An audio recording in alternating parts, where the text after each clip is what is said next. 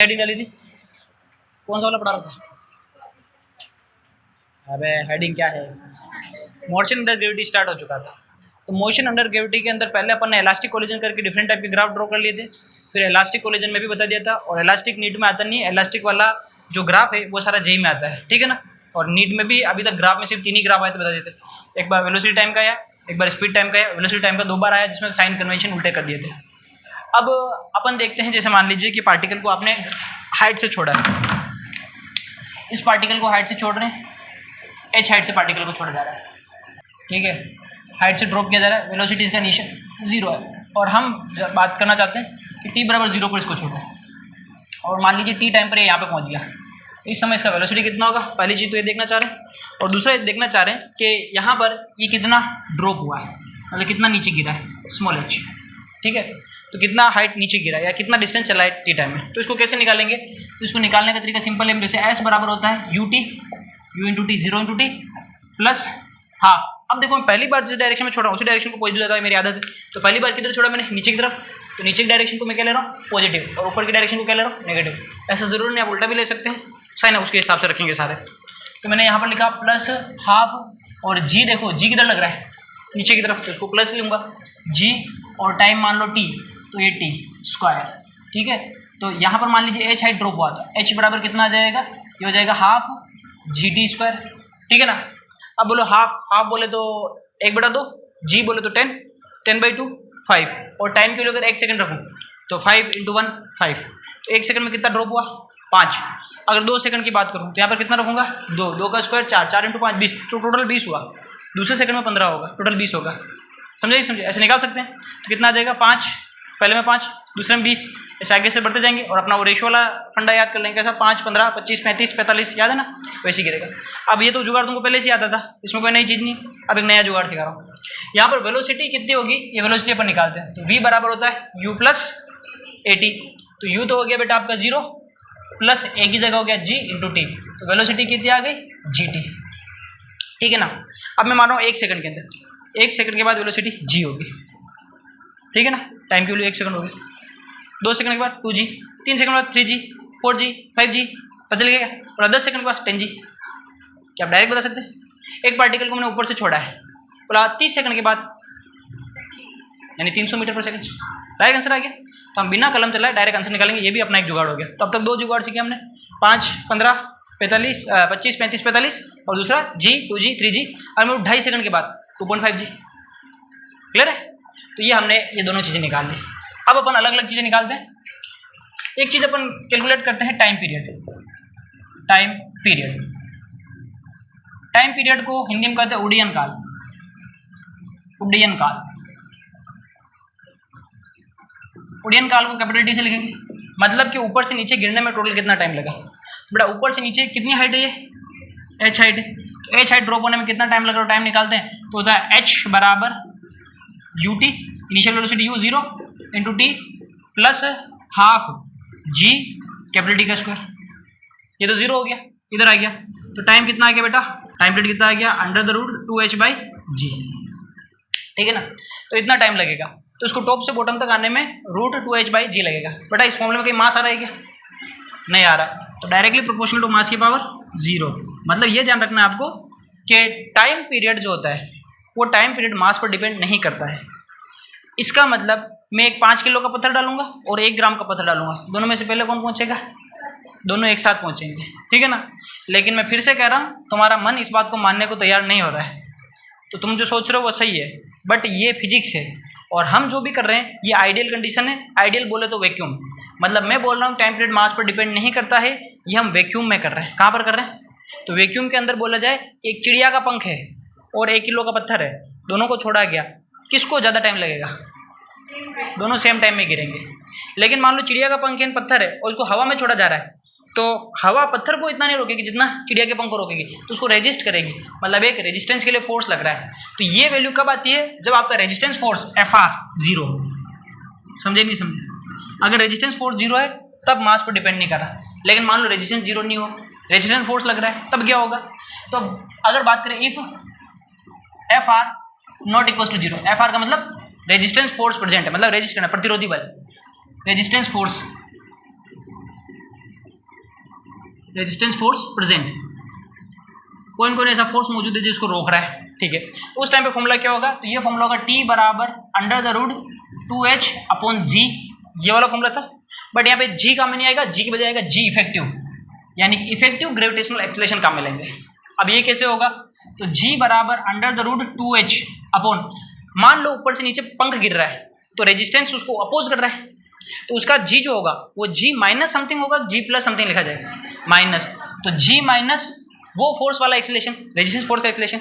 अब फोर्स है Fr upon particle का मास है m, नहीं समझे क्या, एक्सेलरेशन क्या होता है, mass upon force upon mass, तो F माइनस m, ठीक है ना। ये फॉर्मूला किसका हो गया, जब आपका Fr not equal to zero, अगर Fr जीरो नहीं है तब टाइम पीरियड इतना लगेगा। थोड़ा दिमाग चला और सोचो, यहाँ पर m बढ़ता जाएगा, m बढ़ेगा तो ये वैल्यू क्या होगी, अरे m बढ़ेगा तो ये वैल्यू कम होगी, ये वैल्यू कम होगी, तो अब ये अपोन वाली वैल्यू मान लो कि दो वैल्यू ले ली, एक में तो इसकी वैल्यू आधी ले रखी है, एक में 1/4 ले रखा है, तो ये वैल्यू जो है ना, एक में तो ले रखी है आपने m/2 मतलब कि f/2, और एक में ले रखी है f/4, तो m किस में ज़्यादा है इस कंडीशन में, लेकिन ये वैल्यू ओवरऑल छोटी होगी, ठीक है ना। तो g में से छोटी वैल्यू घट रही है, g में से जब छोटी वैल्यू घटेगी तो ये वैल्यू इसके भाग में आ रही है, तो ये वैल्यू और बड़ी बन जाएगी, समझे नहीं समझे। तो इस कंडीशन में अपन ये कह सकते हैं कि मास जो होगा वो कम होगा और ज़्यादा होगा, उस हिसाब से कितना क्या रहेगा, तो मान लेते हैं कि m1 और m2 दो मास हैं, ठीक है, जिसमें m1 ज़्यादा है m2 से। यहाँ पर भी अपन दो पत्थर फेंक रहे हैं m1 और m2 मास के। अब पूछा जाए कि m1 m2 मास के दो पत्थर फेंके गए तो किस को कौन पहले पहुँचेगा कौन बाद में पहुँचेगा, टाइम पीरियड किसका कम होगा, इसका ज़्यादा होगा, बोलो किसका कम होगा, दोनों का इक्वल होगा, मतलब अगर m1 ज़्यादा m2 से तो भी टाइम पीरियड इक्वल होगा दोनों का, ये इस केस के लिए, ठीक है ना। लेकिन यहाँ पर बात की जाए तो m1 मास ज़्यादा है, जब मास ज़्यादा होगा तो ये वैल्यू ज़्यादा है, तो ये ज़्यादा होने पर, ये मास ज़्यादा होने पर ये ओवरऑल वैल्यू कम हो जाएगी, और ये इसमें से माइनस हो रही है तो ये वैल्यू बढ़ेगी, और ये इसके बटे में वैल्यू ओवरऑल घट जाएगी, तो m1 के लिए वैल्यू कम आएगी और इसके लिए ज़्यादा आएगी, समझे कि नहीं समझे, ठीक है। थोड़ा सा दिमाग, अब ये इसमें मैं कुछ भी नहीं कर सकता, तुम्हें ही सोचना है ये, ठीक है ना। तो अगर m1 मास ज़्यादा होगा, चलो एक काम करते हैं, एक है 5 किलो एक है 10 किलो, दोनों फेंक रहे हैं अपन, और एक पे रेजिस्टेंस कम लग रहा है एक पे रेजिस्टेंस ज़्यादा लग रहा है, तो पहले कौन पहुंचेगा, कम रेजिस्टेंस वाला ज़्यादा रेजिस्टेंस वाला, कम रेजिस्टेंस वाला, मतलब जिस पे रेजिस्टेंस ज़्यादा है उसको पहुंचने में टाइम ज़्यादा लगेगा, रेजिस्टेंस ज़्यादा है मतलब उस पर फोर्स ज़्यादा लग रहा है, तो ज़्यादा रेजिस्टेंस फोर्स जिस पे लग रहा है उसको पहुँचने में कम टाइम लगेगा, समझे नहीं समझे, ओके। अब दूसरी चीज़ जो यहाँ पे कैलकुलेट करनी होती है, दैट इज़ अपन जो कैलकुलेट करेंगे कि मान लो इसका जब ज़मीन पे पहुँचेगा तो बॉटम पे पहुँचने पे वेलोसिटी कितना होगा, तो velocity at bottom, velocity at bottom, bottom पर वेलोसिटी कितनी होगी, यानी धरातल पर वेग, तो वेलोसिटी एट बॉटम चेक करते हैं बेटा, ये पार्टिकल यहाँ से छोड़ा, इनिशियल वेलोसिटी कितनी थी 0, और गिरते गिरते ये मान लो यहाँ पे आ गया बॉटम पे, और ये velocity at bottom V B है, और टोटल हाइट कितनी चला कैपिटल H v स्क्वायर, यहाँ पर वी बी स्क्वायर बराबर u स्क्वायर प्लस 2gh, तो वेलोसिटी एट बॉटम कितना होगा अंडर द रूट 2gh, ठीक है ना। अब बोलिए डायरेक्टली प्रोपोर्शनल टू मास की पावर 0, तो बॉटम पे पहुंचने की जो वेलोसिटी होगी वो भी मास पर डिपेंड नहीं करती, क्लियर है, नोट कर लो इतना। एफ आर है कहाँ पर, एफ एम नहीं है एफ आर है ना, और ये टाइम पीरियड जो लिखा है इसको टाइम ऑफ फ्लाइट कहते हैं, उड्डयन काल, टाइम पीरियड काटना मत, और टाइम ऑफ फ्लाइट और लिखना, टाइम ऑफ फ्लाइट कितनी देर तक वो हवा में रहा। फर्स्ट चल रहा था ना केस, फर्स्ट क्या था, ड्रॉप फ्रॉम हाइट, तो केस फर्स्ट में अपन ने हाइट से फेंका था, अब अपन केस सेकंड लेते हैं जमीन से ऊपर फेंकते हैं, यानी कि ground to ground projection. Case second vertical projection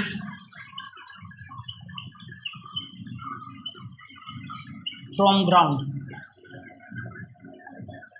ठीक है, ग्राउंड से आप ऊपर की तरफ फेंक रहे हैं, तो मान लीजिए ये अपने पार्टिकल है ज़मीन से फेंका इनिशियल वेलोसिटी u दे करके, तो पार्टिकल चलता जाएगा चलता जाएगा चलता जाएगा, जैसे जैसे ऊपर बढ़ेगा इसकी वेलोसिटी बढ़ेगी घटेगी, और जब टॉप मोस्ट पॉइंट पे जाएगा वहाँ पे वेलोसिटी 0, और फिर वापस बढ़ती जाएगी। जिस वक्त इसको भेजा जा रहा है, हमारी सारी कंडीशन आइडियल है, जब इसको भेजा जा रहा है इसकी अगर स्पीड यहाँ पर u है तो यहाँ पर भी स्पीड u होगी, मैं स्पीड बोल रहा हूँ वेलोसिटी नहीं बोल रहा हूँ, वेलोसिटी तो उल्टी होगी क्योंकि डायरेक्शन बदल गई तो वेलोसिटी बदल जाएगी, लेकिन स्पीड की बात की जाए तो जो फेंकते समय स्पीड थी वही लौटते समय स्पीड होगी, ठीक है, तो ये ध्यान रखिए। यहाँ पर स्पीड कितनी है, वी टॉप, वेलोसिटी टॉप कितनी होती है, 0 टॉप पॉइंट पर। तो मैक्सिमम टॉप पॉइंट होने तक कितना चढ़ा, उसी को अपन कहते हैं मैक्सिमम हाइट, यानी एच मैक्स। समझ में आ गया। तो पहला चीज अपन ये कैलकुलेट करेंगे मैक्सिमम हाइट। मैक्सिमम हाइट, अब मैक्सिमम हाइट निकालने का तरीका क्या है, देखो यहाँ से यहाँ तक टॉप पर गया और टॉप पर वेलोसिटी 0 होगी, यहाँ पे वेलोसिटी u है, तो आप v² बराबर u² प्लस 2s लगाएंगे और उससे निकल जाएगा। एक और दूसरा तरीका होता है वर्क एनर्जी थ्योरम। जब भी कोई सिस्टम की अपन स्टडी कर रहे हैं और वहाँ पर एक्सटर्नल वर्क डन नहीं हो रहा है, मतलब बाहर का कोई सिस्टम उस पर काम नहीं कर रहा है, तब उसके इंटरनल फोर्सेज जितने भी होते हैं उनकी वजह से होने वाला वर्क डन जो होता है वो 0 होता है, नेट वर्क डन 0 आता है। इसको कहते हैं वर्क एनर्जी थ्योरम। तो वर्क एनर्जी थ्योरम जो होता है, वर्क एनर्जी थ्योरम वो लगा रहा हूँ बाई वेट, कार्य ऊर्जा प्रमेय से। W कंजर्वेटिव फोर्स का बराबर 0 और W नॉन कंजर्वेटिव फोर्स का भी 0, सबका ही 0 हो जाए। Conservative force non conservative force के द्वारा किया गया वर्क डन 0। तो जो टोटल वर्क डन होता है वो चेंज इन काइनेटिक एनर्जी के बराबर होता है, टोटल चेंज इन एनर्जी। आप सिंपल समझो, मैकेनिकल एनर्जी कंजर्वेशन लग जाता है। यहाँ से चला यूँ घूम के वापस यहीं तक आया, मैं यहाँ से लेके यहाँ तक, यहाँ पर ये वर्क एनर्जी थ्योरम में मैकेनिकल एनर्जी कंजर्वेशन लगा रहा हूँ। तो यहाँ पर टोटल एनर्जी बराबर यहाँ पर टोटल एनर्जी होनी चाहिए, ठीक है ना। तो टोटल एनर्जी कंजर्वेशन रहना चाहिए, मैं लिखता नहीं हूँ वेट वाला, total energy conserve, mechanical energy conservation बोल देते, मैंने मैकेनिकल एनर्जी कंजर्वेशन। तो मैकेनिकल एनर्जी कंजर्वेशन लगाया, अच्छा वो लिखा वो भी सही था, एक्चुअली में दोनों एक ही चीज़ है, एक से दूसरा रिलेटिव है ना। जब पढ़ेंगे वर्क पावर एनर्जी उसमें सिखाएंगे कि एक से दूसरा निकाल के बताएंगे। टोटल वर्क डन 0, तो यहाँ की टोटल एनर्जी बराबर वहाँ की टोटल एनर्जी। अब यहाँ पर कौन सी एनर्जी, काइनेटिक, क्योंकि इसको फेंका जा रहा है, काइनेटिक कितनी होगी, हाफ m(u²) प्लस यहीं पर है धरातल पर, तो पोटेंशियल कितनी हो गई 0 बराबर वहाँ पर रुक गया है, वहाँ रुक गया, वेलोसिटी 0 हो गई, तो काइनेटिक वहाँ की कितनी हो जाएगी 0 प्लस यहाँ पे h हाइट पर है, तो ये कितनी हो जाएगी mg(h max). ये समझ में आया कि नहीं आया, आ गया। अब आप देखिए दोनों तरफ से m कट जाएगा, अब उनको क्या चाहिए मैक्सिमम हाइट, h max बराबर कितना आएगा, h max बराबर आएगा u²/2g, बस यही है। समझ में आ गया। तो मैक्सिमम हाइट कितनी अटेंड करेगा, u²/2g, क्लियर है। अच्छा ये तब है जब इसको कोई रेजिस्टेंस नहीं प्रोवाइड हो रहा है, मतलब कि रेजिस्टेंस फोर्स कितना है 0, मतलब ये सारी कंडीशन आप तभी लगा रहे हैं जब रेजिस्टेंस फोर्स 0 है, Fr 0 है। अगर मान लीजिए Fr non zero, if Fr is non zero, मतलब कौन कौन रेजिस्टेंस फोर्स लग रहा है, तो रेजिस्टेंस फोर्स लग रहा है तो ये ऊपर की तरफ जा रहा है, रेजिस्टेंस किधर लगेगा, नीचे की तरफ, तो रेजिस्टेंस नीचे की तरफ लगाएगा, क्या उतनी हाइट अटेम्प्ट कर पाएगा जितनी यहाँ कर रहा है, उससे कम करेगा। अब यहाँ पे कितनी हाइट अटेम्प्ट कर रहा है, u²/2g, और अगर रेजिस्टेंस फोर्स नॉन जीरो है उस टाइम पे जो इसकी मैक्सिमम हाइट होगी h max वो u²/2g से कम होगी, u²/2g तो अभी आ रही है और इससे कम हाइट आएगी, समझे नहीं समझे। इस केस में u²/2g से कम होगी, दोनों बातें समझ में आई, क्लियर है। तो ये हमने क्या निकाला, मैक्सिमम हाइट। अब दूसरा निकालेंगे अपन टाइम ऑफ फ्लाइट, यही निकाल लेता हूँ, सेकंड निकाले time of flight, time of flight Hindi में कहते हैं उड्डयन काल। उड्डयन काल का मतलब होता है कितने टाइम के लिए हवा में रहा, कैपिटल टी से डिनोट करेंगे। अब ये पार्टिकल कितने टाइम के लिए हवा में रहा तो बाद में देखें, पहले ये बताओ, यहाँ पे फेंका इनिशियल वेलोसिटी इसकी u है, इनिशियल स्पीड u है, और यहाँ पे क्या टॉप पर स्पीड कितनी हो गई v हो गई ना। तो अगर मेरे को स्पीड एट टॉप पर स्पीड एट टॉप पॉइंट, उच्चतम बिंदु पर वेग कहें तो v टॉप कितना बेटा 0, लेकिन मैं अगर निकाला तो v बराबर क्या होता है u प्लस 80 होता है। अब v का निकाला टॉप पर कितना है 0, इनिशियल वेलोसिटी u से फेंका, अब प्लस लिखूँ कि माइनस लिखूँ, तो अपना सिंपल सा फंडा है, मैं पहली बार पार्टिकल को ऊपर फेंका, जिधर मैं पहली बार फेंकता हूँ उस डायरेक्शन को प्लस लेता हूँ, पहली बार फेंका इधर, इस डायरेक्शन को मैं क्या ले रहा हूँ प्लस, इस डायरेक्शन को क्या ले रहा हूँ माइनस। ये समझ में नहीं आया, क्लियर है। तो पहली बार ऊपर फेंका तो ऊपर की तरफ का प्लस ले रहा हूँ बेटा, ऊपर की तरफ प्लस ले रहा हूँ, तो जी कौन सा है फिर, प्लस के माइनस, क्योंकि जी किधर लग रहा है नीचे, तो ये माइनस जी इंटू टोटल टाइम कितना लग रहा है, तो टोटल टाइम मान लेते हैं टी टाइम में ऊपर गया, ऊपर जाने का टाइम इसको टी आप बोल देता हूँ, ठीक है ना। तो बेटा ये हो जाएगा जी टी बराबर यू, तो टी अब जो होगा बराबर होगा u/g। ये समझ में आया कि नहीं, ऊपर जाने में u/g टाइम लगेगा। यहाँ तक कोई समस्या, कोई दिक्कत नहीं। तो पार्टिकल यहाँ पर है, बोले यहाँ का टाइम बताओ, तो u/g 10 की स्पीड से पार्टिकल को कितने से 10 से, जी की वैल्यू कितनी 10, तो 10 बटा 10 1 सेकंड में टॉप पर जाएगा, 20 से फेंका 2 सेकंड में टॉप पर जाएगा, 30 से फेंका 3 सेकंड में टॉप पर जाएगा। कुछ समझ पा रहे हो। हाँ आगे बढ़ते हैं। अगर ये तभी होगा जब Fr कितना हो 0, FR 0 होने पर ही ऐसा होगा, कोई रेजिस्टेंस फोर्स नहीं लगना चाहिए। रेजिस्टेंस फोर्स लगे तो रोकेगा। अगर रेजिस्टेंस फोर्स नहीं है तो एक बात बताओ, जितना टाइम इसको ऊपर जाने में लगेगा उतने टाइम में वापस, अरे मान लो ऊपर जाने में 1 सेकंड लग रहा है तो ऊपर से नीचे आने में वापस, क्योंकि रेजिस्टेंस फोर्स तो कोई है ही नहीं। अगर रेजिस्टेंस फोर्स नहीं है बेटा तो अपवर्ड जर्नी का जो टाइम होगा T अपवर्ड, ये किसके बराबर होगा? T डाउनवर्ड के बराबर होगा। ये बात कितनों को समझ में नहीं आई? आ गई समझ में? अपवर्ड जर्नी का टाइम बराबर डाउनवर्ड जर्नी का टाइम। अब बताओ टोटल टाइम कितना है? T, यानी टोटल टाइम को क्या करें? टाइम ऑफ फ्लाइट T, ये क्या होगा? T upward plus T downward. समझा ही नहीं? अरे अपवर्ड ही तो डाउनवर्ड है, T अपवर्ड है और अपवर्ड डाउनवर्ड के बराबर, 2 बार T अपवर्ड लिख दो तो 2T अपवर्ड लिख सकता हूँ ऐसा। यहाँ पर T अपवर्ड क्यों लिखा? क्योंकि डाउनवर्ड अपवर्ड तो बराबर ही है ना। क्लियर है? अब बताओ T अपवर्ड कितना? U/G, तो ये कितना आ जाएगा? T बराबर U/, बस ये फॉर्मूला जिंदगी पर याद रखना। आगे प्रोजेक्टाइल पढ़ूंगा तो प्रोजेक्टाइल में तो यूं चल रहा है, फिर भी 2U/G है, बट U की बजाय UI लेंगे, Y कॉम्पोनेंट, क्योंकि उसको उड़ाने के लिए Y कॉम्पोनेंट जिम्मेदार है, भगाने के लिए X कॉम्पोनेंट जिम्मेदार है। क्लियर है? तो जब प्रोजेक्टाइल पढ़ूंगा वहाँ पे फॉर्मूला क्या होगा? 2UY/G, और UI जो होगा ना ऐसे फेंकेंगे उसको, ऐसे फेंकेंगे तो U ये होगा, थीटा ये होगा, तो ये होगा UI, और UI बराबर होगा U sin थीटा, तो वहाँ का फॉर्मूला क्या बन जाएगा? 2U sin थीटा/G। क्लियर है ना? आगे जाऊँगा तो फिर से बताऊँगा। बेटा ये तो तब की बात है जब रेजिस्टेंस फोर्स 0, अगर रेजिस्टेंस नॉन जीरो होगा तो ऊपर पहुंचेगा, अगर नॉन जीरो तब क्या? एक बार बता देता हूँ, ये भी चलो बताओ। देखो ध्यान रखना, अपने सारे का आइडियल कंडीशन चलती है, जेई वाले बीच बीच में डाल रहा हूँ मैं नॉन जीरो वाले। FR बराबर नॉन जीरो हो जाए, मतलब रेजिस्टेंस फोर्स प्रेजेंट, अगर रेजिस्टेंस फोर्स प्रेजेंट है उस कंडीशन में क्या होगा? तो पहले अपवर्ड जर्नी देख लेते हैं, अपवर्ड जर्नी, और फिर डाउनवर्ड जर्नी देख लेते हैं। चलिए देखिएगा अपवर्ड जर्नी को। बेटा पार्टिकल को ऊपर फेंका जा रहा है तो पार्टिकल का वेलोसिटी ऊपर की तरफ होगा, वेलोसिटी, ठीक है ना। अब पार्टिकल को ऊपर फेंक रहे हैं तो जी किधर लग रहा है? अगर रेजिस्टेंस प्रेजेंट है तो जब ऊपर जा रहा है तो रेजिस्टेंस किधर लग रहा है? नीचे की तरफ लग रहा है, FR, ठीक है, रेजिस्टेंस नीचे की तरफ लग रहा है। अगर मैं बात करूँ जी इफेक्टिव की, तो जी इफेक्टिव में दोनों का एक्सेलेरेशन मिल जाएगा कि अपोज होगा? मिल जाएगा, तो नॉर्मल इसका तो जी, और इसकी वजह से कितना लगेगा? FR/m। समझे नहीं समझे? तो अपन को क्या चाहिए? ऊपर पहुंचने का टाइम, तो ये क्या होगा?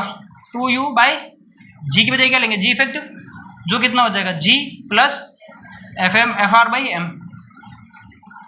सोच पाए? ठीक है ना। अब सोचो रेजिस्टेंस फोर्स ज़्यादा है और ये रेजिस्टेंस फोर्स लग रहा है, इसकी वजह से ये इसके अंदर ऐड हो गया, तो ये वैल्यू बढ़ गई, और किसी वैल्यू में बढ़ गई वैल्यू, तो ओवरऑल वैल्यू क्या हो गई? कम हो गई। तो ऊपर पहुंचने में ज़्यादा टाइम लगेगा, कम टाइम लग रहा है, ठीक है ना। अब मान लो पार्टिकल नीचे की तरफ कर रहा है, डाउनवर्ड जर्नी चल रही है, तो बेटा वेलोसिटी किधर की तरफ? नीचे की तरफ। अब बताओ जी किधर लग रहा है? नीचे की तरफ। अब बताओ जो रेजिस्टेंस फोर्स है वो किधर लग रहा है? ऊपर की तरफ। जब पार्टिकल नीचे आ रहा है तो रोकने वाला फोर्स ऊपर लगता है, तो FR इस बार उल्टा चल रहा है। ये तो हर बार उल्टा चलेगा, हमेशा मोशन का अपोज करता है रेजिस्टेंस, ठीक है ना। अब इस समय जी इफेक्टिव की बात करें तो बेटा जी इफेक्टिव कितना होगा? जी प्लस समथिंग या माइनस समथिंग? माइनस, तो माइनस क्या होगा? इसका एक्सेलरेशन FR/m हो जाएगा, और यहाँ पे टाइम पीरियड T बराबर 2U/G माइनस FR/m। बोलो बात समझ में आएगी नहीं? ठीक है ना, थोड़ा हाई लेवल का बीच बीच में चलने देवे। अब और समझो, अब आपसे पूछा जाएगा T अपवर्ड जर्नी का और T डाउनवर्ड जर्नी का। ये तो टोटल टाइम पीरियड बता दिया मैंने, T upward downward total time period बताया यार। ये तो T अपवर्ड है ना, T टोटल टाइम नहीं, 2 नहीं, U है यहाँ पे T अपवर्ड का, और ये T डाउनवर्ड का U ही है ना, सॉरी गलत लिख दिया मैंने, समझ गया ना, वो U होगा। अब आपसे ये पूछा जाएगा T अपवर्ड में ज़्यादा टाइम लग रहा है T डाउनवर्ड में? T अपवर्ड और T डाउनवर्ड ज़्यादा टाइम कहाँ पर लग रहा है? अपवर्ड में लग रहा है, डाउनवर्ड में लग रहा है? जब रेजिस्टेंस लग रहा है तो ये वैल्यू आ गई। इसमें क्या होगा? रेजिस्टेंस फोर्स अपोज कर रहा है तो ये दोनों जी और FR दोनों जुड़ जाएंगे, FR/m, तो ये वैल्यू जुड़ गई। इसमें बड़ी वैल्यू का भाग लग रहा है तो ये वैल्यू छोटी हो गई, और इसमें से घट रहा है तो ये वैल्यू इसमें से घटने वाली वैल्यू छोटी हो गई, तो ये वैल्यू बड़ी हो गई। तो अपवर्ड डाउनवर्ड में कौन ज़्यादा हुआ? डाउनवर्ड ज़्यादा हो गया, ठीक है ना। तो ऐसा क्वेश्चन कभी घुमा के आ जाएगा, अगर रेजिस्टेंस फोर्स को नहीं माना जाए तो अपवर्ड और डाउनवर्ड में कौन सा फोर्स ज़्यादा, कौन सा टाइम ज़्यादा होता है? दोनों बराबर होते हैं। क्वेश्चन तो सुन लो, रेजिस्टेंस नहीं माना जाए, तो जब रेजिस्टेंस नहीं माना जाएगा तो T अपवर्ड बराबर क्या होगा? T downward. लेकिन अगर रेजिस्टेंस फोर्स लग रहा है एयर का या किसी भी तरीके का, तो अपवर्ड और डाउनवर्ड में ज़्यादा टाइम कब लगेगा? चलो याद करो इसको, अपन अभी 7वें माले पर बैठे हुए हैं इस बिल्डिंग में, मैं आपको 7वें माले से नीचे फेंक दूँ तो आप 7वें माले से जाके नीचे गिरेंगे डाउनवर्ड। जैसे आप नीचे जाएंगे आपको नीचे जाने में ज़्यादा टाइम लगेगा, लेकिन नीचे जाते तुरंत ऊपर जाने में कोई टाइम नहीं लगेगा। तो ज़्यादा टाइम कौन सा, नीचे आने का ऊपर जाने का? ऊपर जाने। हाँ, ज़्यादा टाइम कौन सा लगेगा? नीचे जाने का। ऊपर जाने में कोई टाइम नहीं, एक बार पहुँचो नीचे, नीचे पहुँचते तुरंत ऊपर। नहीं समझे? 7वें माले की बिल्डिंग से आपको नीचे फेंक दिया जाए तो आपको नीचे जाने में ज़्यादा टाइम लगेगा, नीचे जाते तुरंत ऊपर पहुँचने में बिल्कुल टाइम नहीं लगेगा। तो डाउनवर्ड अपवर्ड में कौन सा ज़्यादा टाइम लगा? डाउनवर्ड का। तो मैं यही तो कह रहा हूँ डाउनवर्ड का टाइम ज़्यादा है। नहीं समझ में ये करना प्रिया, थोड़ा दिमाग पे जोर डालना। कल वाली बेसिक बेसिक बातें थी, उन बातों को आगे बढ़ाना है। अभी लिखो ये, नोट करो और गहराई में जाएं अभी, है ना, इतना सा नोट करो और गहराई में लेके जाता हूँ।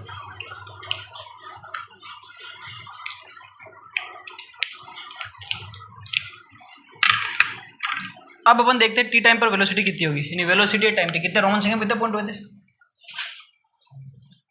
कितने पॉइंट? 2। अब तीसरा एक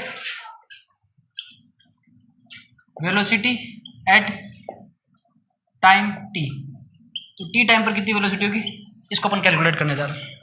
चलिए देखते हैं कैसे निकालेंगे। पार्टिकल को आपने फेंका तो नॉर्मली वेलोसिटी फॉर्मूला क्या होता है? v बराबर u प्लस at, ये फॉर्मूला लगाते हैं। पार्टिकल को आप फेंक रहे हैं तो नीचे से ऊपर फेंक रहे हैं, तो जो ऊपर की डायरेक्शन को बाय डिफॉल्ट फर्स्ट डायरेक्शन को मैं क्या ले रहा हूँ? पॉजिटिव। तो नीचे वाली डायरेक्शन को क्या लूँगा? नेगेटिव। अपन टी टाइम पे वेलोसिटी निकालते हैं बेटा v, तो v का साइन तो अपन को चाहिए नहीं है तो अपन निकाल रहे हैं बराबर u, बोलो क्या ले, प्लस के माइनस? प्लस g क्या ले, u माइनस जी टी। ये समझे? तो v बराबर u माइनस जी टी। अब बात हो ही गई है तो वेलोसिटी टाइम ग्राफ भी हो जाए। तो वेलोसिटी टाइम ग्राफ, इधर तो लिया मैंने वेलोसिटी और इस एक्सिस पे लिया टाइम। पहले तो समझ में नहीं आ रहा ग्राफ कैसा बनेगा, लेकिन थोड़ा सोचो। फर्स्ट में आपने u से फेंका तो u आपने पॉजिटिव लिया नेगेटिव, टाइम t बराबर 0 पर u पॉजिटिव है, ये लो प्लस u। ठीक है, अब पार्टिकल ज़्यादा ज़्यादा टॉप पर चला गया और जब पार्टिकल टॉप पर है तो वेलोसिटी कितनी? 0। तो पार्टिकल टॉप पर आ गया, ये टॉप पर, तो वेलोसिटी 0। समझ गए? अब पार्टिकल वापस आगे कहाँ, टॉप से गिरा, तो अब वेलोसिटी नीचे की डायरेक्शन में और आपने ऊपर की डायरेक्शन में प्लस रखा, नीचे की माइनस, अब वेलोसिटी नेगेटिव में चलेगी, तो वेलोसिटी नेगेटिव में। तो यहाँ पर पार्टिकल कहाँ पर है बताओ? ये वाले पॉइंट पर पार्टिकल कहाँ है? टॉप पर है। समझ में आ रही बात? चलिए, तो इतना सा ग्राफ है। हालांकि मैं इस ग्राफ में काफ़ी कुछ छेड़छाड़ कर सकता हूँ। जब पार्टिकल वापस नीचे पहुँचेगा तो नीचे आएगा तब इसका वेलोसिटी कितना हो जाएगा? Minus you. जाएगा उसी स्पीड से तो आएगा भी उसी स्पीड से जहाँ पर जिस पॉइंट पर जो स्पीड होगी, बट वेलोसिटी वाइज बोले तो वो प्लस वी था तो माइनस वी हो जाएगा। तो ये पार्टिकल का आने का टाइम, ठीक है ना। और घूमो इसके अंदर, चलो पार्टिकल नीचे से ऊपर गया, टॉप पर पहुँचा, कितना टाइम लगा? यू बाई जी। कितना टाइम लगा? और नीचे आने में कितना टाइम लगा? U by G. Total time कितना लगा? 2u बाई जी। तो बेटा ये वाला टाइम कौन सा है? अबे ये कौन सा है? u बाई जी टाइम पर है। समझ में आ गया ना? पार्टिकल t बराबर 0 पर स्टार्ट किया और ये वो टाइम है जब पार्टिकल वापस से कहाँ गया? जमीन पे आ गया। तो ये कितना है? 2u बाई जी। और घूमो, चलो देखते हैं। थोड़ा इधर ध्यान देते हैं, उसके बाद वापस हो जाएंगे।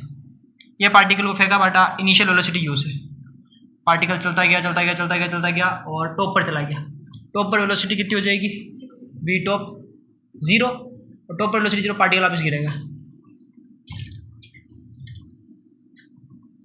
पार्टिकल वापस गिरा, ठीक है ना। तो पहुंचते टाइम इसकी स्पीड कितनी होगी? u ही होगी, क्योंकि जिस स्पीड से जाएगा उसी स्पीड से आएगा, हर पॉइंट पे स्पीड सेम रहती है, ठीक है ना। ये तो कोई बात। अब देखते हैं कि पार्टिकल को मान लीजिए मैं यहाँ पर एज्यूम कर रहा हूँ, यहाँ पर पार्टिकल यहाँ पर चला गया ना। अब t बराबर 1 सेकंड में जब ये ऊपर जा रहा था ना, तो ऊपर जाते समय ये यहाँ से यहाँ तक गिरा, ठीक है। तो यहाँ से यहाँ तक कितना ड्रॉप हुआ? तो यहाँ से यहाँ तक ड्रॉप को अगर अपन निकालना चाहें तो एस बराबर क्या होता है? Half G T square. तो हाफ इंटू जी की वैल्यू 10 जी टी स्क्वायर, ठीक है ना। एच कितना हाइट ड्रॉप कर रहा है ये, क्लियर है। तो आप यहाँ से यहाँ तक का निकालेंगे, पहले सेकंड कितना आ जाएगा? 1 से, अबे 5 आ जाएगा। पहले सेकंड का कितना आ जाएगा? 5 आ जाएगा ना, तो 5 मिनट ड्रॉप करेगा। अगले सेकंड में फिर से वापस 5 मिनट ड्रॉप करेगा, तो 2 सेकंड में टोटल कितना ड्रॉप किया? 20 ड्रॉप किया। समझे नहीं? समझना इधर कि आप ऊपर से पार्टिकल को गिराते हैं तो पहले सेकंड में ड्रॉप करता है 5 मीटर, तो पहले सेकंड में ड्रॉप कर रहा है 5 मीटर, तो नालायक को बताओ आखिरी सेकंड में जब टॉप पे पहुंचा उससे पहले के सेकंड चढ़ा कितना? 5 ही चढ़ाना। समझे नहीं समझे? अगले सेकंड में ड्रॉप कर रहा है कि भैया ये यहाँ से यहाँ तक ड्रॉप किया 15, ठीक है ना।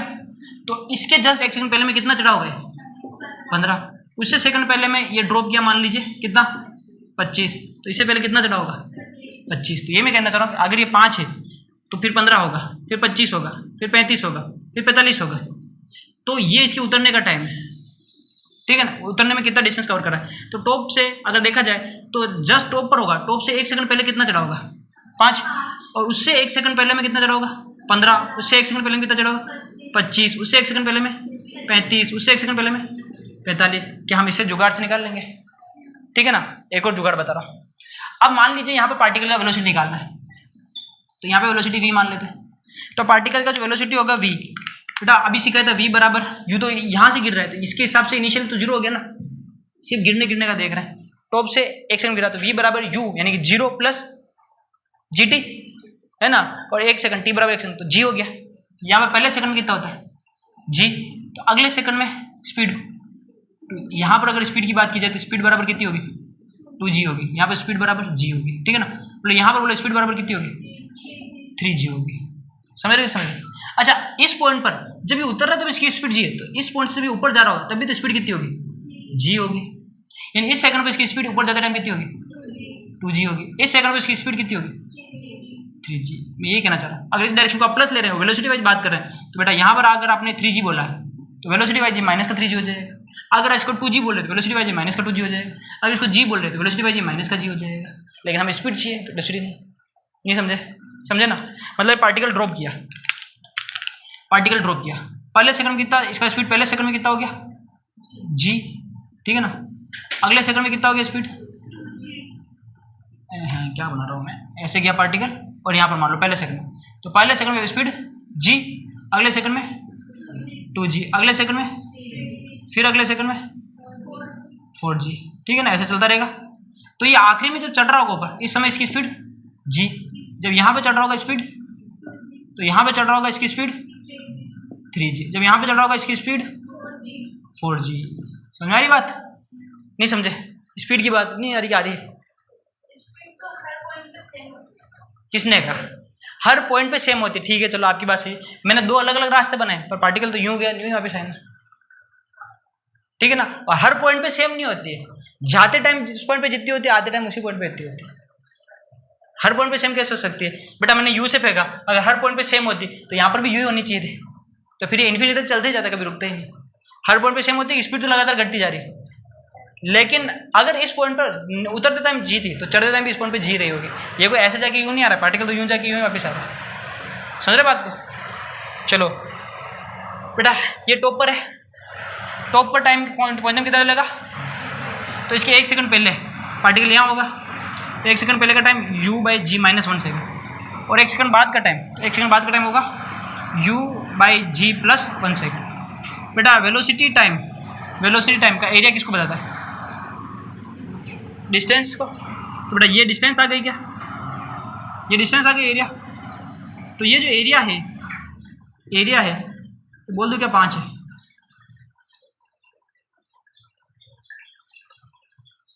चलो फर्स्ट सेकंड में कितनी डिस्टेंस कवर करेगा 5, जब टॉप से गिरेगा तो फर्स्ट सेकंड में 5, तो टॉप पर जब चढ़ रहा होगा तो भी फर्स्ट सेकंड कितनी कवर करेगा 5। तो मैं ये कह रहा हूँ ये टॉप पर है ना, तो टॉप से 1 सेकंड पहले का डिस्टेंस कितना हुआ 5, तो इसका 5।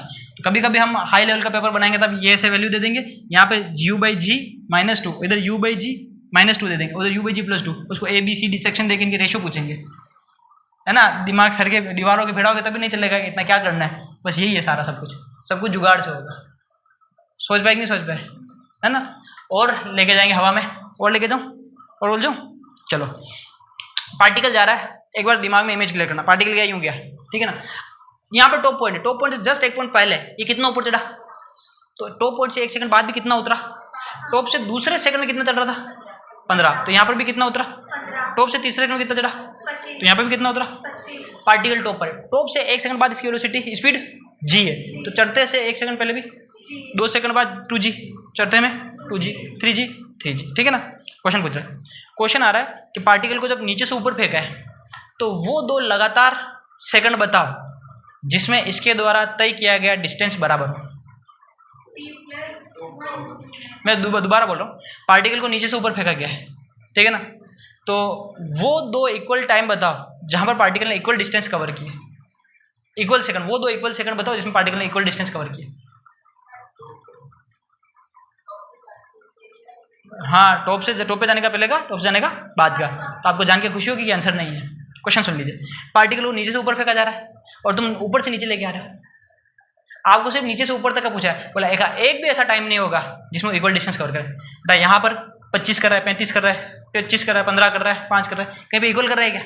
ऊपर जाते टाइम कोई भी 2 ऐसे टाइम इंटरवल नहीं होंगे जिसमें इक्वल डिस्टेंस कवर कर रहा है, और नीचे आते टाइम भी ऐसा कोई टाइम इंटरवल नहीं होगा 2 जिसमें इक्वल डिस्टेंस कवर कर रहा है। लेकिन टोटल जर्नी पूछी जाएगी, पार्टिकल को ऊपर से नीचे तक वापस फेंका गया, नीचे से ऊपर, ऊपर से नीचे, उस टोटल जर्नी के अंदर कितनी जगह पर इक्वल टाइम कवर कर रहा है? 2 जगह पे, है ना। ठीक है, कौन कौन सा? 5 सेकंड चढ़ते टाइम और 5 मीटर चढ़ते टाइम और 5 मीटर उतरते टाइम।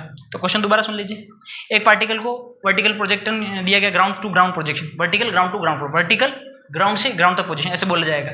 तो vertical ground to ground projection दिया गया, लगातार मतलब सक्सेसिव ऐसे 2 टाइम इंटरवल बताओ जिसमें इक्वल डिस्टेंस कवर करता है। अब मैं आंसर दे रहा हूँ, टॉप पॉइंट से जस्ट 1 सेकंड पहले का और टॉप पॉइंट के जस्ट 1 सेकंड बाद का 5 मिनट, ठीक है ना। अब मैं कह रहा हूँ पार्टिकल को ground to ground vertical projection दिया गया, तो ऐसे 2 टाइम इंटरवल बताओ जिसमें पार्टिकल इक्वल डिस्टेंस कवर करता है।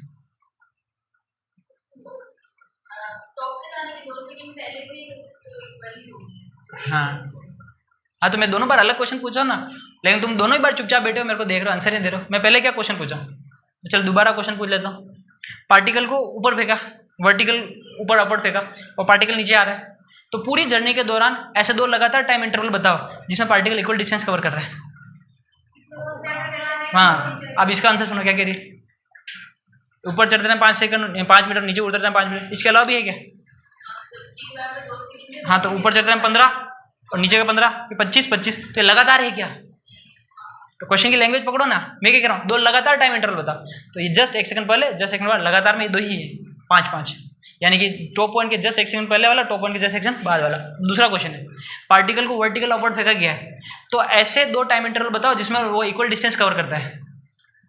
ऊपर चढ़ने वाला पहला सेकंड, नीचे उतरने वाला पहला सेकंड, ऊपर चढ़ने वाला दूसरा सेकंड, नीचे उतरना दूसरा सेकंड, सारे ये सब में इक्वल डिस्टेंस कवर हो रही है। लेकिन तो लगातार पूछे तो यही है। आई थिंक मेरे को ये चीज़ लिखानी पड़ेगी, नोट लगा के लिखानी पड़ेगी ना। तो एक काम करें, यहाँ से यहाँ तक का नोट करें, फिर मैं नोट लगा के लिखाता हूँ। जब ये समझ में आ जाए थोड़ा और गहराई में जाते हैं। अभी तो वेलोसिटी, डिस्टेंस, डिस्प्लेसमेंट है ना, हाइट, सबके साथ खेलते हैं। लिखिए, अरे लगा लिखो इंग्लिश वालों, consecutive seconds in which particle covers equal distance is consecutive seconds in which particle cover equal distance is last second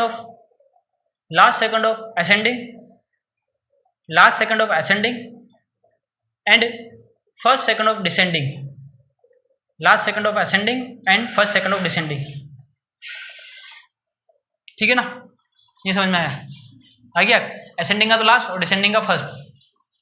लेकिन ध्यान रखना यहाँ पे कंजुगेटिव इंपॉर्टेंट है। कंजुगेटिव शब्द नहीं होता तो फिर तो हर एक सेकंड आंसर है इसका, हर सेकंड में चढ़ते उतरते का सेम वैल्यू आ रहा है। ठीक है ना, हिंदी में लिखिए, 2 लगातार समय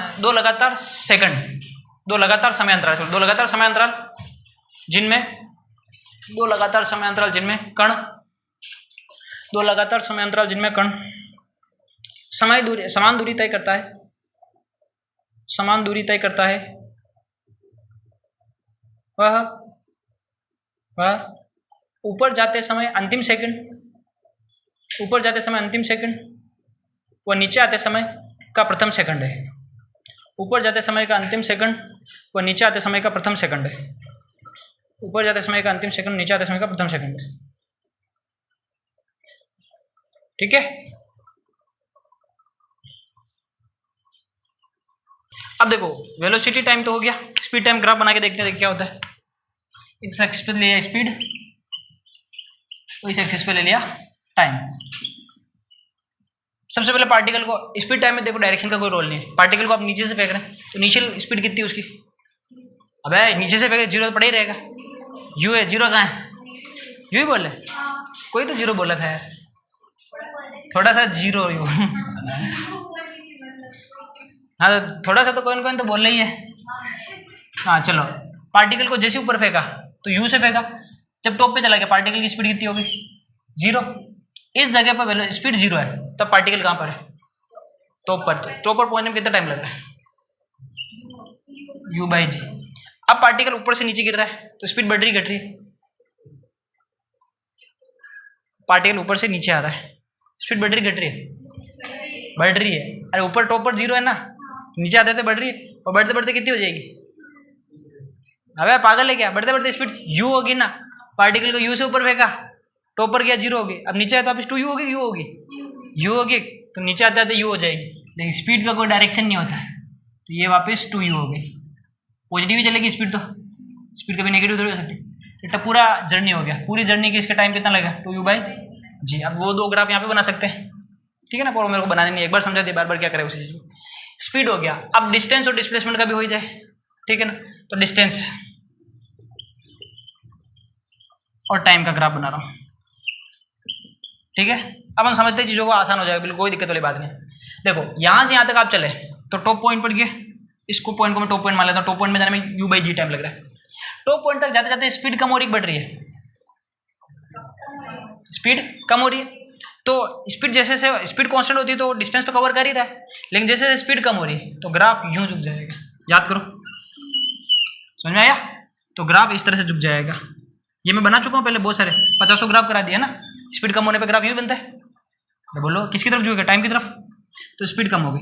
अब यहाँ पर टाइम आ गया बेटा u/g का, जैसे u/g अब 0 स्पीड है और अब नीचे गिर रहा है, तो डिस्टेंस बढ़ रही घट रही है, डिस्टेंस तो बढ़ ही रही है, डिस्टेंस बढ़ ही रही है उस हिसाब से,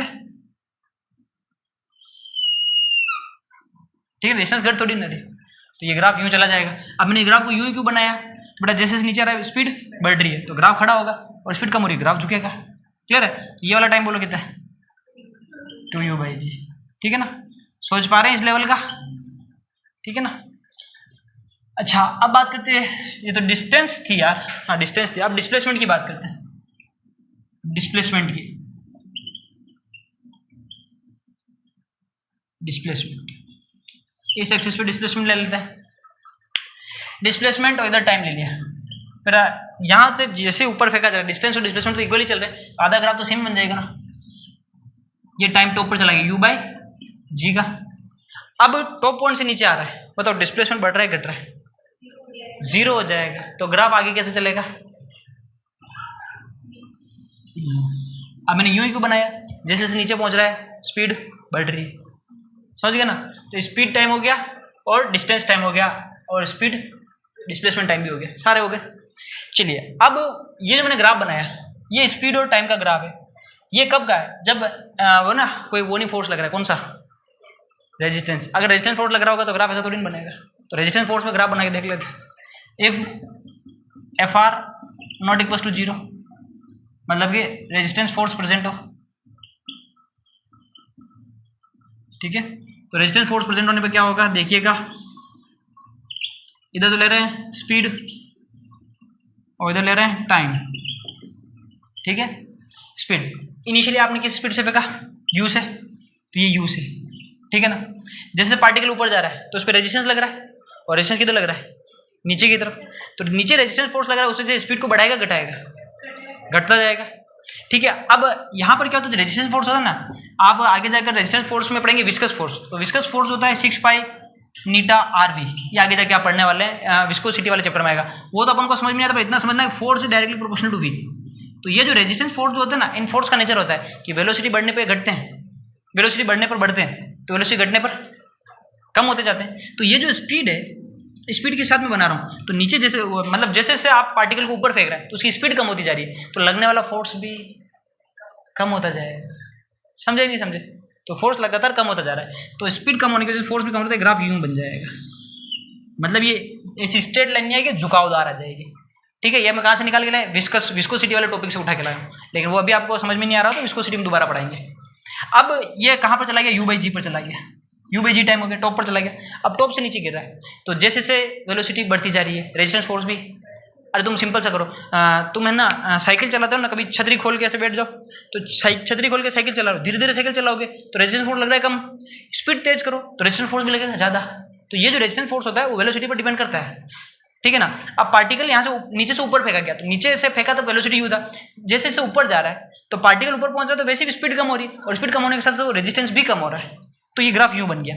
अब पार्टिकल ऊपर से नीचे आ रहा है तो स्पीड जीरो थी, लेकिन स्पीड धीरे धीरे बढ़ती जाएगी, जैसे स्पीड बढ़ेगी उसका रेजिस्टेंस भी बढ़ेगा, समझे समझे। तो रेजिस्टेंस बढ़ता जाएगा, तो रेजिस्टेंस जब बढ़ेगा तो पार्टिकल जो है ना ये यहाँ पर वापस आएगा, तो उसी स्पीड से गिरेगा, कम स्पीड से गिरेगा, मतलब यू से आएगा कि दूसरी स्पीड होगी, यू नहीं होगी ना, क्योंकि रेजिस्टेंस फोर्स लग रहा है। ये स्पीड बराबर कब रहती है, जब कोई रेजिस्टेंस नहीं लगा।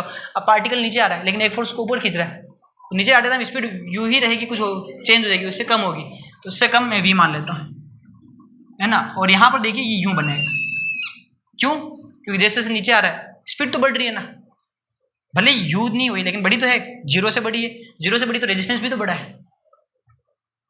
रेजिस्टेंस के डायरेक्टली प्रोपोर्शनल होता है ये रेजिस्टेंस फोर्स वेलोसिटी के, तो वेलोसिटी अगर बड़ी है ना, तो फिर रेजिस्टेंस फोर्स बढ़ा है तो यू बनेगा ना, इसका उल्टे तो बनेगा ग्राफ, ठीक है। तो ये कब का ग्राफ है, तब रेजिस्टेंस फोर्स नॉन जीरो तब का। चलो अब और ग्राफ करते हैं, हाइट के साथ खेल लेते थोड़ा सा, ये बना लो पहले।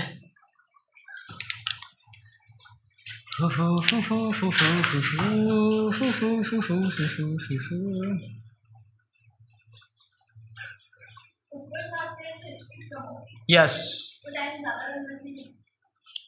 टाइम ज़्यादा लगना चाहिए, तो बेटा टाइम जो होता है ना वो हो क्या रहा है, आपने फिक्स कर रखा है मेरे को इसी पॉइंट तक पहुंचना था, उसको ऊपर मानूंगा, जिस वक्त उसकी स्पीड जीरो की होगा आपका टॉप पॉइंट होगा, ठीक है ना। और टाइम ज़्यादा कम का मैंने बता रखा है तो मैंने वापस लिख के मिटा दिया,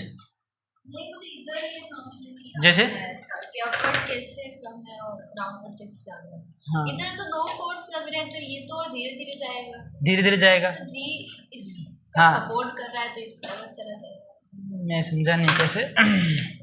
इसको रोकने के लिए दो फोर्स काम कर रहे हैं, इसको रोकने के लिए दो फोर्स काम, आपने ऊपर फेंका है, आपने ऊपर फेंका नीचे की तरफ ये लग रहा है, तो जी इफेक्टिव क्या लेंगे, जी प्लस ये, और ऊपर पहुंचने का टाइम क्या होता है, यू बाई जी, ठीक है ना।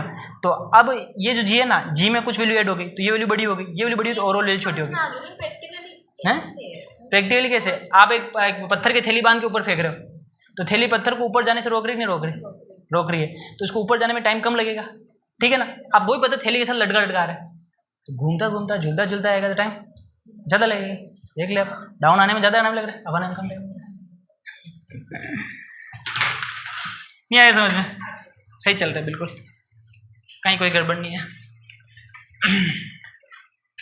इसमें। चलो डिस्टेंस का भी खेल के बता देता हूँ मैं, जैसे पार्टिकल यहाँ पे क्या टॉप पॉइंट पर है ना, तो टॉप पॉइंट पे कितनी डिस्टेंस होगी पता है, ये जो डिस्टेंस है ना, दिस डिस्टेंस एच मैक्स, ठीक है ना। अब वो पार्टिकल वापस नीचे आ गया तो कितनी डिस्टेंस कवर कर रहा है, तो जब पार्टिकल यहाँ आ गया तो ये जो डिस्टेंस होगी ना दैट इज 2h मैक्स। दोबारा सोच लो, ये डिस्टेंस थी, नीचे से ऊपर गया एच मैक्स चला, तो ऊपर से नीचे वापस एच मैक्स चला, तो टोटल कितनी हो गई, तो वही तो लिखा है, ठीक है ना। यहाँ पर देखो ये कितनी है, एच मैक्स, ठीक है। छोटे छोटे ग्राफ में काफ़ी जानकारी है चलिए बड़े आगे। अब अपन क्या करते हैं कि थोड़ा और गहराई में जाते हैं कि आपको टाइम दे रखा है टी, उस टी टाइम पे पार्टिकल किस पोजीशन पे वो कैलकुलेट करना सीखते हैं। रोमन संख्या में कौन सा पॉइंट आ गया, लास्ट पॉइंट कौन सा था, चौथा है, अब चौथा लिखना है, चौथा लिखते हैं बेटा, हाइट एट टाइम टी, यानी टी टाइम पर हाइट पूछ ले पार्टिकल का है, या फिर इसको ऐसे बोल सकते हैं position at time T, T time पे पार्टिकल की पोजीशन क्या है या हाइट क्या है, ये निकाल रहे हैं, ठीक है ना। देखो पार्टिकल को आपने ऐसे फेंका, इनिशियल वेलोसिटी यू से पार्टिकल गया और पार्टिकल ऐसे आ गया, मान लो टी टाइम पर यहाँ पर है पार्टिकल, तो यहाँ पर पार्टिकल जमीन से एच हाइट पर है, एच हाइट पे, और आप ये एच हाइट कैलकुलेट करना चाहते हैं। यहाँ पर मान लो टी टाइम पर है पार्टिकल, टाइम टी हो रहा है, तो टी टाइम पे पार्टिकल इस जगह है, हम इस टी टाइम की निकालना चाहते हैं, तो इसके लिए जो है ना हाइट एच बराबर डायरेक्शन सोच लेंगे। पहली बार मैंने किस डायरेक्शन फेंका, ऊपर, तो ऊपर की डायरेक्शन को मैं क्या ले लूँगा, पॉजिटिव, और नीचे वाले को, और फिर से बोल रहा हूँ ये कोई रूल नहीं है, आपकी मर्जी पड़े जो लो, हर बार आंसर आ जाएगा। तो यहाँ पर एच हाइट है, एच बराबर ये फेंका यू प्लस का लूँ माइनस का, चलो पहले फॉर्मूला लिख देता हूँ, एस बराबर U T plus half A T square, ये फॉर्मूला है। अब दोबारा पूछ रहा हूँ, हमारा एस है, ये यू के हिसाब से सोच रहा हूँ, ठीक है, तो ये प्लस का होगा यू के माइनस का, प्लस का यू टी प्लस, अब ये जी प्लस का होगा माइनस का, माइनस, तो minus half G T square. क्या हमें टी टाइम पर हाइट एच पता चल जाएगी? स्टेटमेंट बोलूं, एक टाइम पर दो हाइट पॉसिबल है, सही क्या गलत? एक टाइम पर दो हाइट पॉसिबल है, सही क्या गलत? गलत है। जमीन से देखना होता है हाइट, तो किसी भी पॉइंट से देखो, है ना। एक टाइम पर एक ही हाइट पॉसिबल है। दूसरा क्वेश्चन, एक हाइट के लिए दो टाइम पॉसिबल है, सही है। जब जाएगा एक एक T1 सेकंड पर और आएगा तब T2 सेकंड पर, सेम हाइट पर गुजरेगा। तो एक हाइट के लिए दो टाइम हो सकते हैं क्या? एक टाइम के लिए दो हाइट हो सकती है क्या? नहीं हो सकती, ठीक है ना। तो हम निकालना चाहते हैं कि भैया जो है ना टी टाइम है उस पर कौन सी हाइट है, या मतलब एच हाइट के लिए टाइम कौन सा है। तो अगला पॉइंट लेते हैं अपन, time T, time for height H. H height के लिए कौन सा टाइम हो निकाल लो, थोड़ा दिमाग लगेगा इसमें। दिमाग लगाए, अपन क्या निकाल रहे हैं? टी की वैल्यू निकाल रहे हैं फॉर हाइट एच। तो एक काम करते हैं, सबसे पहले इसको इधर ले लिया देखना, H minus U T plus 1/2 G T square बराबर 0। In doubt? ये समझ में आएगी नहीं? अरे इसी से लिखा है, H minus U T plus half G T square, ठीक है ना। अब मेरे को टी स्क्वायर को अकेला छोड़ना है।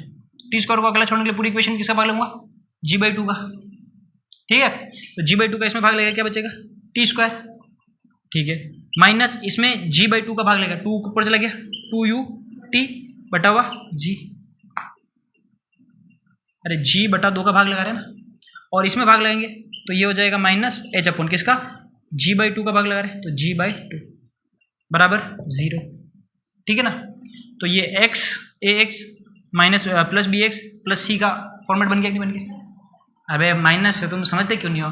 जैसे लिखा है 3x square minus 2x plus 5, ऐसा लिखा है ना, ऐसे लिखा हुआ है। तो यहाँ पर a की वैल्यू 3 है, यहाँ पर b की वैल्यू -2 है, और यहाँ पर c की वैल्यू ये है। इसको पूरे को एक सोचना होता है, आगे प्लस सोचना होता है। ये तो बेसिक्स में सीखा ना, 10वीं में सिखाया था हमने आपको, याद करो। 10वीं इसलिए तो रखी गई थी बीच में, हम 9वीं के बाद डायरेक्ट 11वीं में लेना चाह रहे थे, लेकिन हमें समझ में आ गया कि तुम्हें समझ में नहीं आएगा, इसलिए 10वीं बीच में रख दी फिर, ताकि ये चीज़ें समझ जाओ।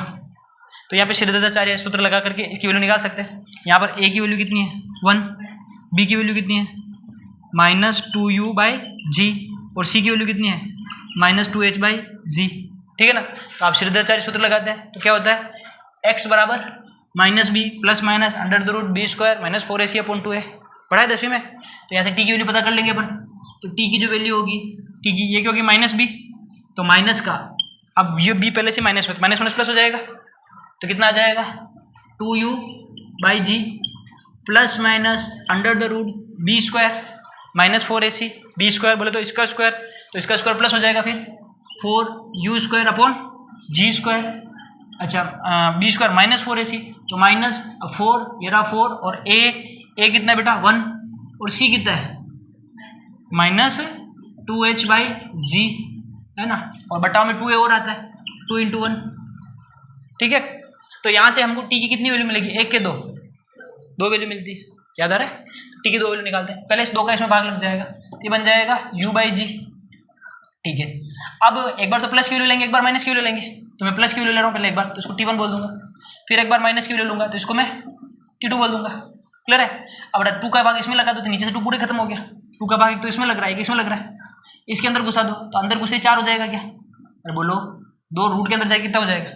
4, तो 4 से 4 कट जाएगा, कितना आएगा? u²/g माइनस वो 4 इसमें जाएगा तो कितना आ जाएगा? माइनस प्लस हो गया, 2h/g, ठीक है ना। अब वही वाला इसमें लग जाएगा, तो वैल्यू तो वो की हुई है, u² g प्लस 2h/g, नहीं सोच पाए, ठीक है ना। अच्छा एक काम करते हैं, मैं निकालता हूँ t1 प्लस t2, दोनों को जोड़ दो, तो t1 प्लस t2 फिर t1 प्लस t2 कितना आ जाएगा? दोनों को जोड़ो, ये कट जाएगा क्या? तो कितना आ जाएगा? 2u/g क्या होता है? टोटल टाइम पीरियड होता है यार, ये क्या होता है? Total time period. मतलब मैं एक हाइट के लिए 2 टाइम पीरियड निकालूं तो एक बार तो जाते समय की हाइट होगी, आते समय की हाइट होगी, दोनों को जोड़ दो तो टोटल टाइम पीरियड आ जाएगा। समझना कैसे? ये पार्टिकल को फेंका मैंने जमीन से, ऐसे क्या पार्टिकल, ये टी टाइम पर है, ठीक है, एच हाइट है, मान लो एच हाइट है, एच हाइट पर 2 टाइम है, मतलब एक बार तो जाते समय, तो यहाँ से यहाँ तक इसको जाने में मान लो t1 टाइम लगा, तो फिर यहाँ से यहाँ तक वापस से काउंट करेंगे तो इसी पॉइंट पर दोबारा आने में इसको t2 टाइम लग रहा है। नहीं समझे क्या? समझे ना बेटा? इस वैल्यू से इसको नीचे गिरने में कितना टाइम लगेगा? यहाँ से यहाँ तक नीचे गिरने में कितना टाइम लगेगा? अबे T1 ही लगेगा, यहाँ से तक ऊपर चढ़ने में कितना लगा, तो नीचे आने में तो टोटल टाइम क्या होगा T1 प्लस। अब या तो तुम डायरेक्ट याद कर लो या फिर मैंने सॉल्यूशन बता दिया, ये तुम्हारे काम का नहीं है, ये तो मैं ऐसे जो उसमें बता दिया। तुम्हें तो ये याद रखना है कि जो एक हाइट के लिए 2 टाइम आते हैं उन दोनों टाइम को अगर जोड़ दिया जाए तो टोटल टाइम पीरियड बराबर होता है टाइम ऑफ फ्लाइट के बराबर। नहीं समझ में आया? ये हर जगह लगेगा। जैसे मैं तो अभी ये vertical ground to ground projection कर रहा हूँ, यही आगे जाके आपको वो पढ़ाया जाएगा प्रोजेक्टाइल मोशन। तो प्रोजेक्टाइल में भी यही लगता है। प्रोजेक्टाइल में ऐसा पैराबोलिक पाथवे होता है। पैराबोलिक पाथवे में एक हाइट से पार्टिकल 2 बार गुजरता है। जैसे मान लो यहाँ से यहाँ तक ये हाइट मान ली मैंने, ये h हाइट है, दिस हाइट इज h, ठीक है ना, तो ये हाइट h ही तो होगी यार, ठीक है ना। तो पार्टिकल को इस h हाइट तक जाने में मान लो T1 टाइम लग रहा है और यहाँ से यहाँ पर T2 टाइम लग रहा है, तो बोलो इस हाइट से नीचे गिरने में कितना टाइम लगेगा, T1 ही लगेगा। तो टोटल टाइम ऑफ फ्लाइट कितना होगा, T1 प्लस T2 ही तो होगा। या आगे जाके वहाँ पे भी लगा लेंगे। तुम्हें तो सीधे याद रखना है भैया एक हाइट के लिए कितने टाइम होते हैं और दोनों टाइम को जोड़ दो तो total time of time flight लगता है। और एक टाइम के लिए कितनी हाइट होती है, एक टाइम के लिए एक ही हाइट होती है। बट एक ही टाइम पे तुम कोचिंग में घर में एक साथ नहीं हो सकते, तो एक टाइम पे या तो तुम जा रहे होगे आ रहे होगे तो एक ही हाइट होगी, ठीक है ना। थोड़ा और घुमाओ, इसमें घूमना चाहो तो थोड़ा और दिमाग पे जोर डालना। एक टाइम के लिए कितनी स्पीड होती है, एक ही होती है, शाबाश 2 होती है। जब जा रहा है तो जी है तो भी जी है, इसलिए एक टाइम के लिए एक ही स्पीड होती है। हाँ सही है। एक टाइम के लिए कितनी वेलोसिटी होती है, एक ही वेलोसिटी होती है।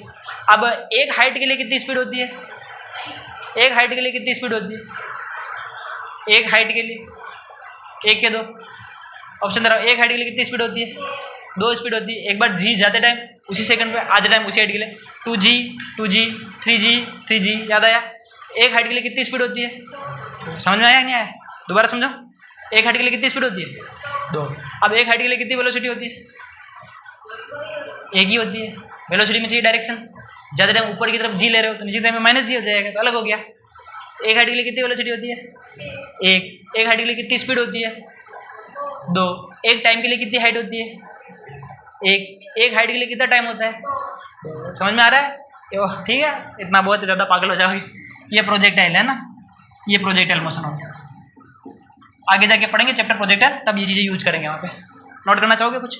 ये डेरिवेशन तुम्हारे काम की नहीं है ना, वो तो ऐसे ही बता दिया मैंने। अब तुमको ये रिजल्ट याद रखना है, ये MTR है, वैसे याद रख लोगे, नोट कर लो।